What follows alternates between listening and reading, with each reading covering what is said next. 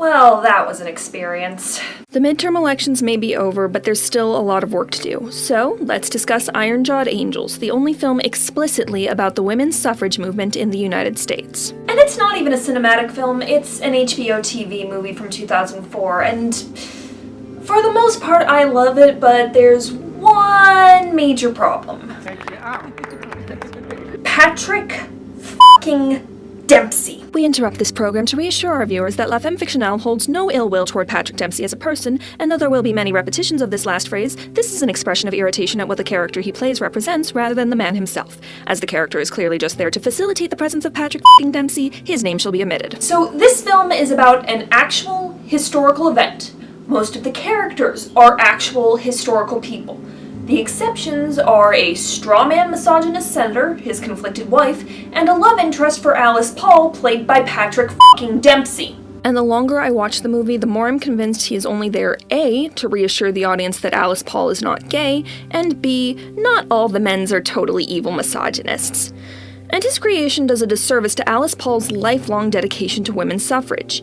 Even as she denounces having a romantic relationship, the dialogue makes it sound more tragic, like she does want to have a life outside of women's rights activism. It's just so unnecessary, especially when there's plenty of untapped relationship drama elsewhere. But let's dig into that first point a little bit, shall we?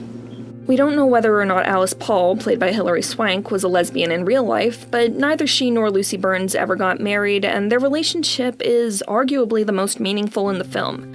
They are partners with a deeply intimate relationship in which they rely upon each other for support of every kind. And that does lend itself well to queer subtext, but it works even without it. And that's probably for the best. I don't think I could have trusted HBO, even in 2004, not to completely objectify a lesbian relationship. Lucy Burns, played by Frances O'Connor, suffers even more than Alice does in this regard. She seems to actively resent that being a suffragist has preempted her from having marriage and babies. In reality, Lucy Burns was hella salty about the bystanders who reaped the rewards of the suffragists' hard work, especially married women, to the point where she actually quit activism completely after the 19th Amendment was passed. These were real, remarkable women. Adding in fictional eye candy for them to swoon over does a disservice to them and to the narrative and message of the film, which is, women's suffrage. The movie isn't great at giving a clear passage of time, but there are two major events that tentpole the film. The first is a fictionalized version of the parade that was staged on the day of Woodrow Wilson's 1913 inauguration, and while it's not all that historically accurate, I am glad that it's in the film as it is for one very important reason. Miss Paul, Ida Wells Barnett from the Chicago delegation. I'm told you expect Negro women to march in a separate unit. At the back. It's really easy in historical narratives to gloss over people of color unless it's a movie that's specifically about race. By which I mean studios and screenwriters are generally reluctant to include historical people of color without including some means of assuaging white guilt for what was happening to those people of color back then. But this team pulled no such punches and met the issue head on. We can't afford to lose their support, not with the Democrats in office. Who's we? Women? Or just white women? Now, If we don't stand up now, what happens to Negro women when you finally get the vote? They'll keep us out of the polling place any way they can. Other colored groups have agreed to the compromise. Not perfect, but we gotta be practical. Dress up prejudice and call it politics. Black women are never seen again after the parade sequence, and that is largely true to history, as both the National American Women's Suffrage Association and the National Women's Party were unwilling to alienate racist white Southern Democrats. Just remember that this was before the Southern strategy, so the Democrats were the openly racist ones. But the fact that the screenwriters were willing not only to acknowledge black women, but point out the injustice of their treatment within the suffrage movement is kind of remarkable. It's hardly perfect, but it still demonstrates the flaws and fallibility of the main characters and the movement as a whole. Give that good boy an extra cookie.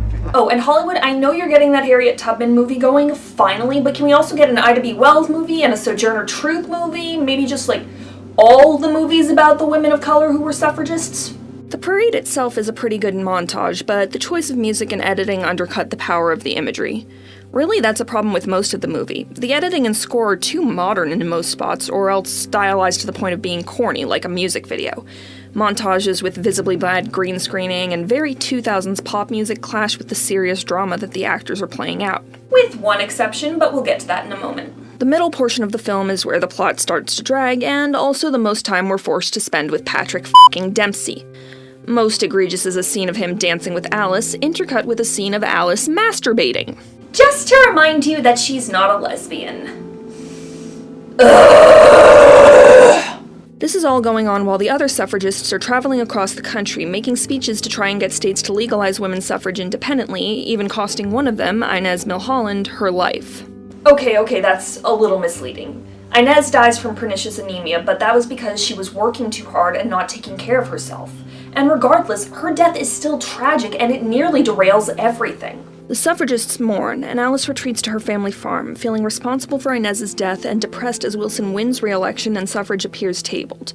But Lucy comes by and sets her straight, leading into the second tentpole and the best part of the movie.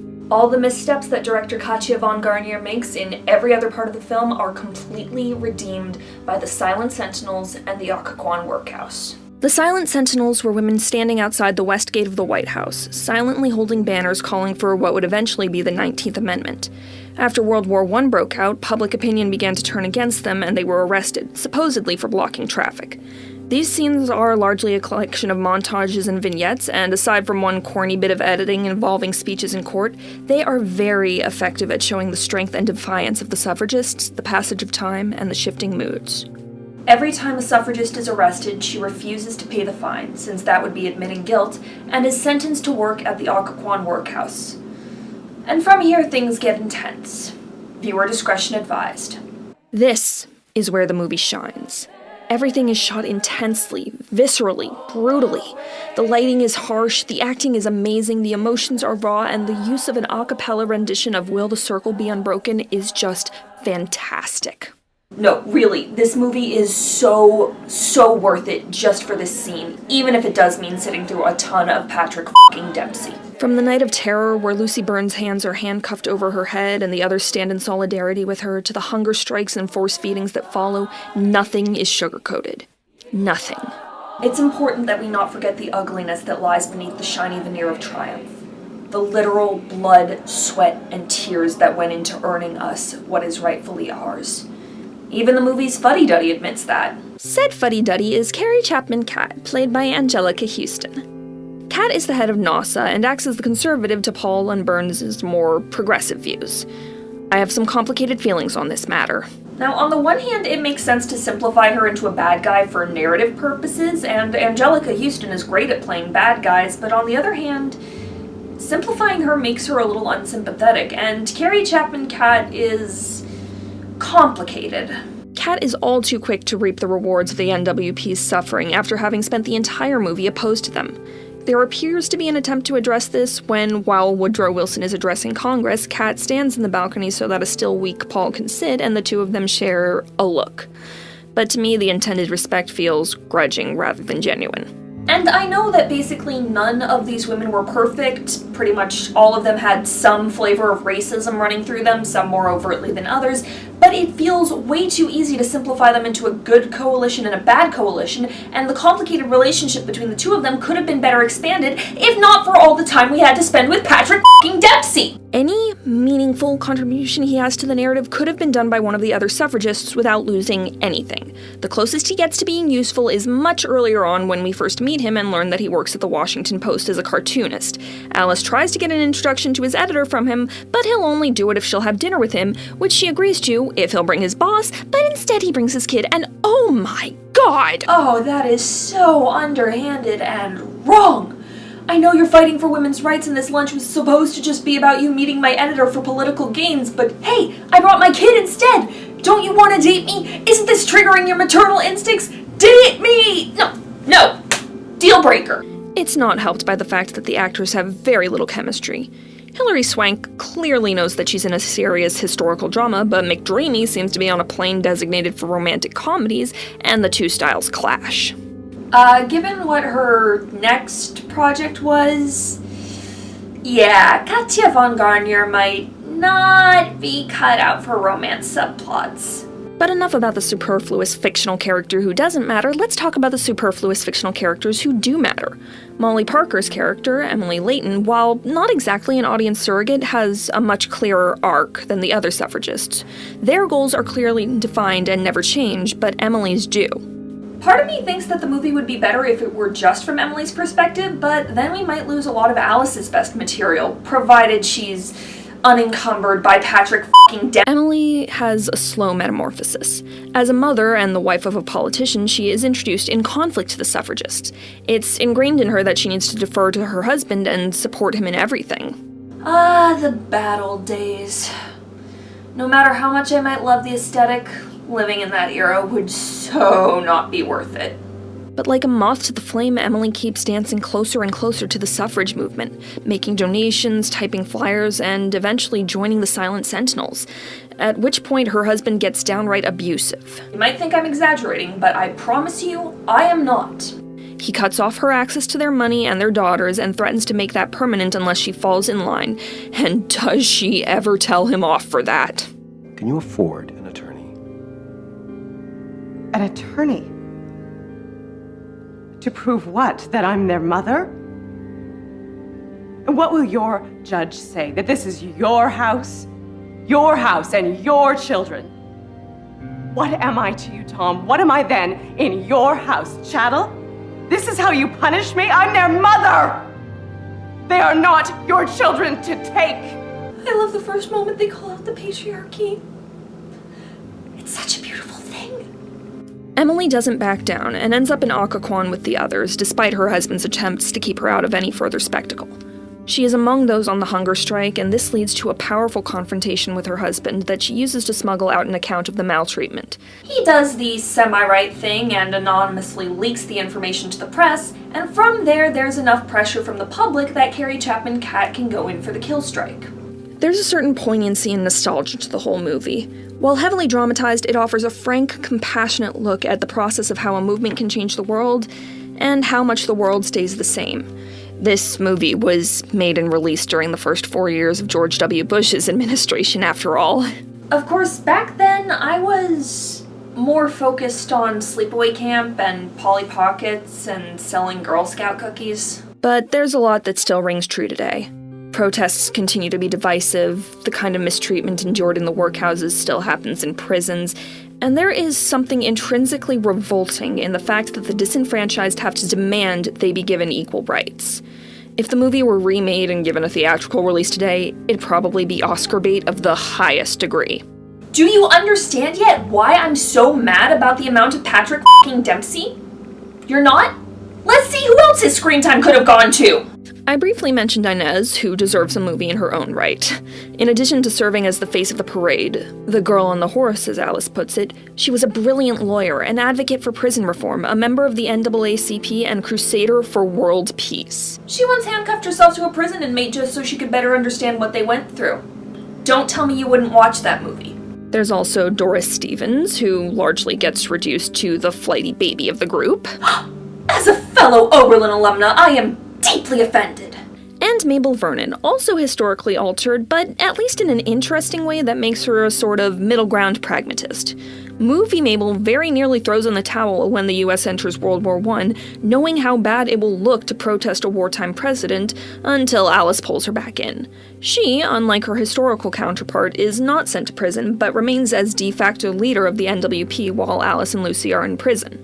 But the one that I find most interesting is Róża Wenslowska. Like Emily Layton, Róża is a convert to the suffrage movement, albeit a real one. She joins when Alice and Lucy are soliciting participants for the parade at a local factory that so would not be up to code today.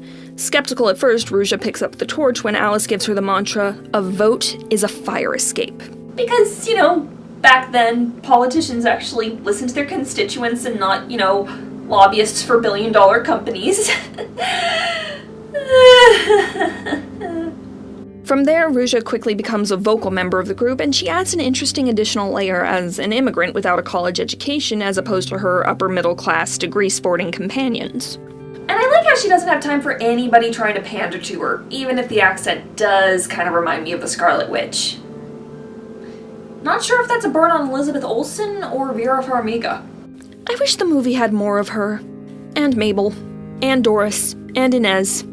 I wish that a movie about women's rights had more time for women, but apparently this screenwriting team thought it was more important that we spend our time with Patrick f***ing Dempsey. Anyone left who doesn't understand why he upsets me? Love interests should not be as omnipresent as they are in the way we tell stories. It places too great an importance on romantic relationships and all they entail. It's degrading to the characters, to the audience, and to the writers.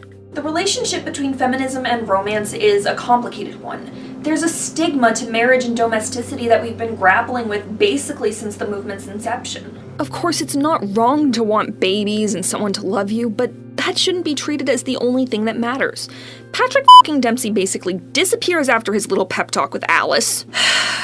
Which means the writers were cognizant enough to realize that he wasn't that important to the narrative. But then why keep him in at all? What purpose does McDreamy here serve other than being McDreamy? And why do they call him McDreamy? He's not that good looking. He's not. Don't at me. He's not. These were brave, brilliant women who deserved to have their narrative unencumbered by a superfluous romance subplot. I'd recommend giving it a watch during election season or Women's History Month in March, but in the meantime, keep it in the thou hast made a valiant effort, but we kind of want a remake corner with Mona Lisa Smile. And remember these women, these iron-jawed angels. Turn hateful nicknames into badges of honor, march as they did, protest as they did, demand as they did that you be given your full enfranchisement, and don't ever, ever let anyone tell you that your voice does not matter. Merci beaucoup for watching. Please be sure to like, leave comments, share, and subscribe. I would love to make these videos more often, but to do that, I need your help fending off the YouTube algorithm. So if you haven't sunk all your money into political donations over the last month, please come support me on Patreon. You can get early access to videos, sneak peeks of future episodes, cameo privileges, vote on future books or Lady of the Month episodes. Lady of the Month might be going away, I don't know. Come join Patreon to help me change my mind, if I can change my mind. I will put the links in the description and see you soon. A bientôt!